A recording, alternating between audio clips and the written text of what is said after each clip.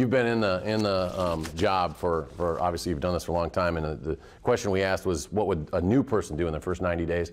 What I'd ask you is, what's maybe something that you'd like to get done in a next term that you haven't been able to get done in these last 4 years for whatever the reason may have been? Well, we're in the process of launching a real solid equity program, both for the city as a whole as well as for city government. And my goal is real simple: eradicate poverty and want in Madison, Wisconsin.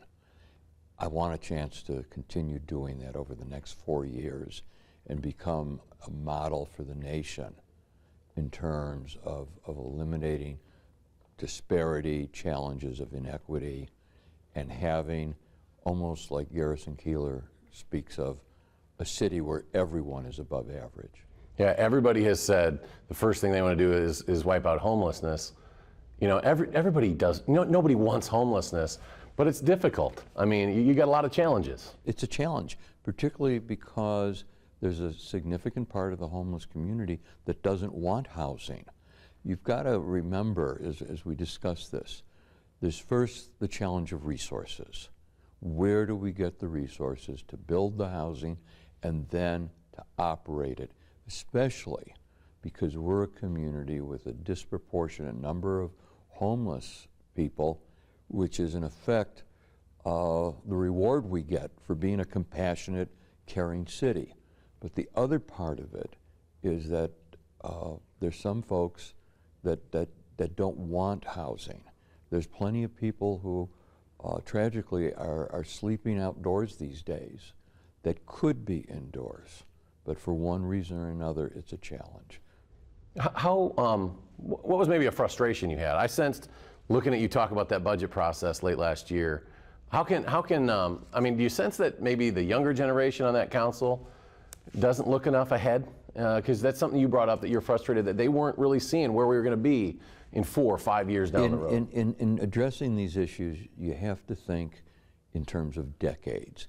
And I want to go back to a comment that was made to me that was designed to be congratulatory. One of the council members said after the budget was adopted, "You must be pleased, Mayor. You got everything you want. We got everything," referring to the council, "we got everything we wanted." I said, no, that's the problem, because we don't have the capacity to do everything. We have to make tough choices, and we duck that.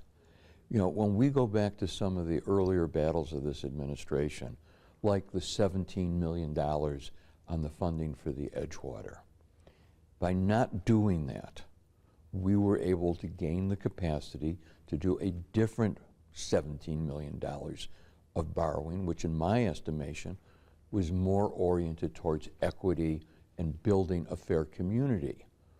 Now, that's the challenge. When are we going to make the tough choices, make some sacrifices, so we can address these issues of equity?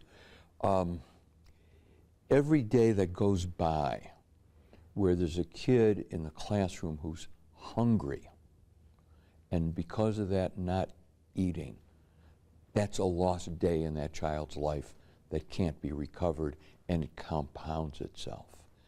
Every day that we've got a family on the streets unable to find adequate housing, which has so many related issues: the inability for kids to learn, the inability to get a good night's sleep so one can be healthy and work all day. All of that is nagging at me. And when we get specifically to the housing issue, the challenge is to understand the concept of housing first. Utah, Salt Lake City, Phoenix have probably done the best jobs in the country in addressing the issue. And what they did was they said housing first. Let's get people housed, not in transitional housing, not in shelters. And that to me was part of our problem. Too much focus on shelters and transition, but in permanent housing.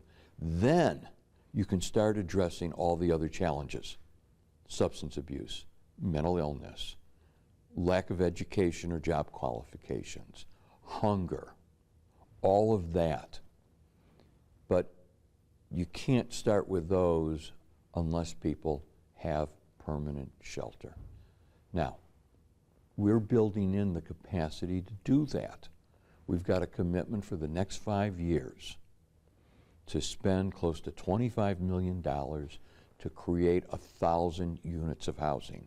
We're on track for the end of this year to eliminate homelessness for veterans. We've capitalized on the VASH vouchers, which are available for the vets. But when we do that and make that financial commitment, it means other things may have to be put off.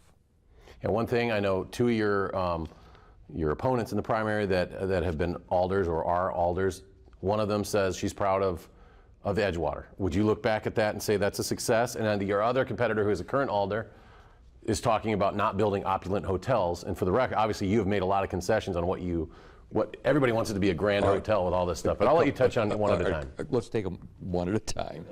All right. First, proving my point, the Edgewater was built, and both Alderwoman Maniaci and Alderman Resnick voted for that $17 million. Well, we've got the hotel, and we saved $17 million. Those are big bucks. Look at what we can now do with it in terms of that borrowing capacity. Now, when Scott Resnick talks about an opulent hotel, he is completely miscasting, misstating, and misrepresenting the facts. The point is, he followed Alderman Clear in a debate over whether or not we should have, let's use the technical term, a full-service hotel, one with banquet halls and meeting rooms. He followed that path in adopting the proposal. It is something that Alderman Verveer and I opposed. We wanted a more modest hotel. And now that he's a candidate for mayor, he's turned it on its head. Well, we've now got a new RFP, and I think we're going down the right track. Okay. Two kind of broader questions about your pursuit of this job and maybe as you look back at your time. I know you'll be 70 in the weeks after the general election. 3 kind of stints as mayor now. When you look back at those 3 separate stints, what do you look back as kind of maybe your proudest moment? Your something you look back on, you can say, you know what, we did that right. It's turned out the way I wanted, the way I thought, and I'm proud of that. I mean, you could have a lot of those, but maybe one that jumps out. Well, it's interesting you ask, because I was asked a similar question recently, and I'd given it some thought.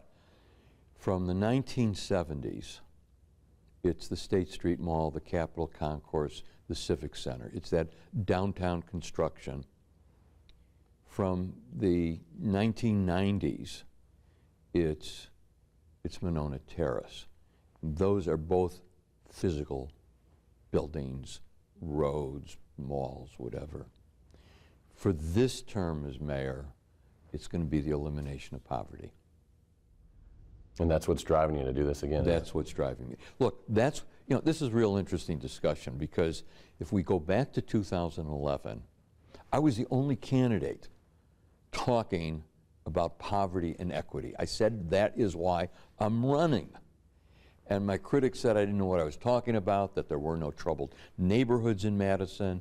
Then I enter office in the spring of 2011. We get engaged in very deep controversial debates through the budget, where I'm trying to redirect the city, meeting opposition from, among others, Alderwoman Maniaci, Alderman Resnick.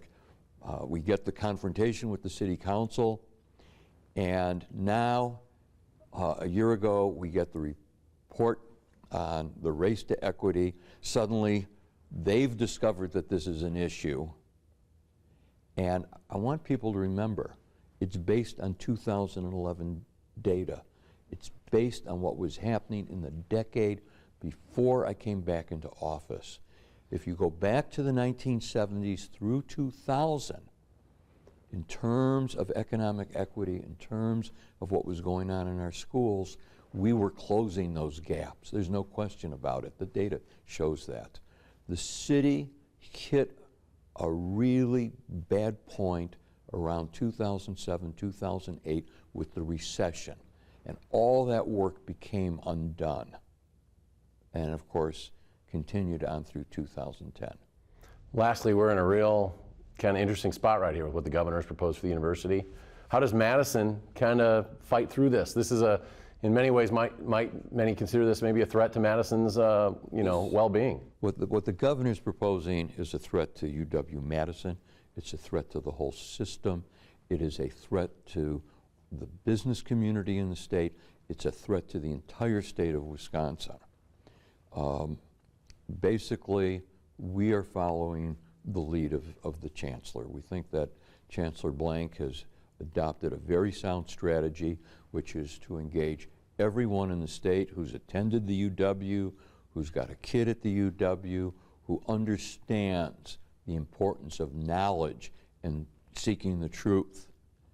And with that, we'll be aligned and are aligned with everyone else in the state. This is not a battle just for Madison. It's a battle for our state, and it's a battle for our future. One thing you mentioned when you announced you were running again was how the construction of Madison is so ahead of what the state's doing. When you look at some of the ways we can measure it, one good way is private sector construction jobs. That tells you what the private sector is investing.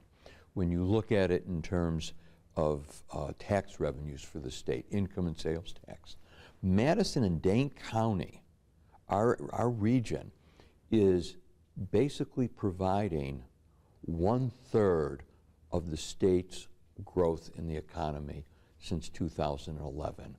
We are 1/3 of the state's construction. We are providing 50% more in terms of tax revenues to the state than our proportion of the population should account for. We've got it right. We know what we're doing. You make wise investments of public money in infrastructure and in human capacity, and you build for the future, and that then is what gives the private sector the confidence to invest. Mayor, thank you very much. Thank you.